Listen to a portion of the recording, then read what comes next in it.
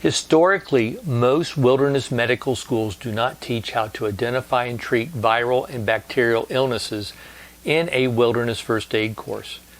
This is unfortunate because many viral and bacterial illnesses are life threats and in a group setting are highly contagious.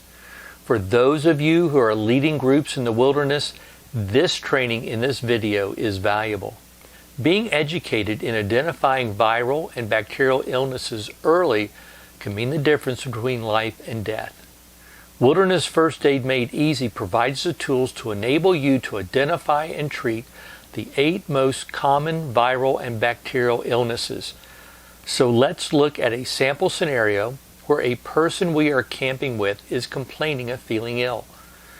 If you have a person who is complaining of feeling ill or nauseous or their stomach hurts, and you've been with them all day, you know for a fact that they have not injured themselves, they do not have a positive MOI. If that is the case, you can skip the primary assessment and go directly to page 8C, Illness Assessment.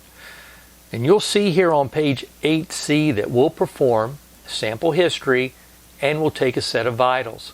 The sample history and vitals will help us to determine where we should start on page 8C. Most of the common viral and bacterial infections include the patient presenting with a fever. So I encourage you to purchase an oral digital thermometer. They are inexpensive and lightweight and should be in your first aid kit.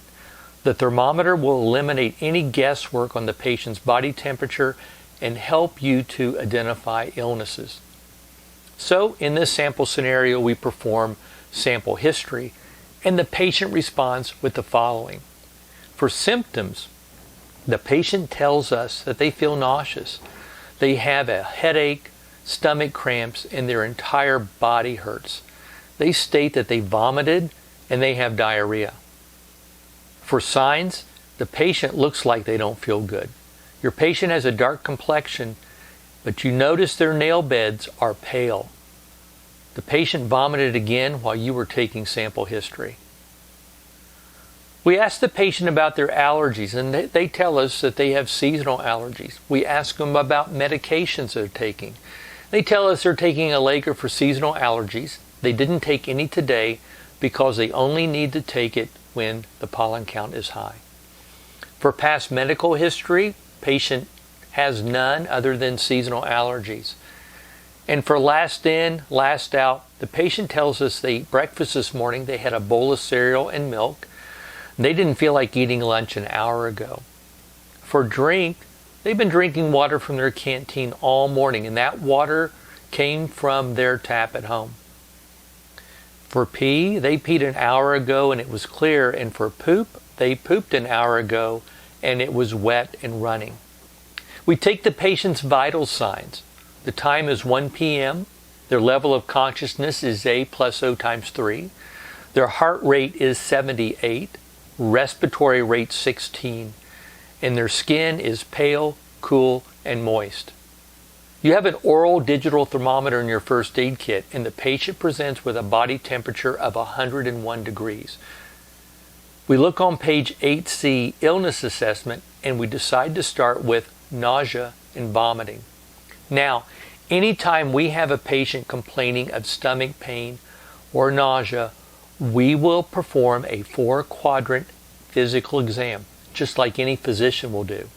We will perform the exam and we will find that the patient, in this case, complains of moderate stomach pain no matter what quadrant we palpate.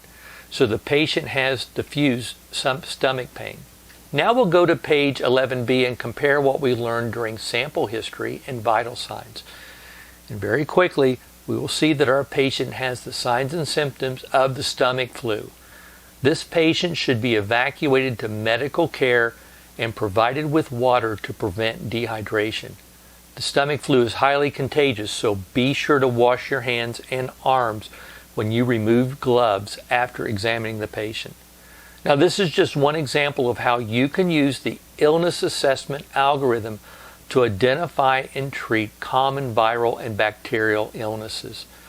Now, you can pick up a copy of Wilderness First Aid Made Easy at Amazon. Just go to the link in the video description below.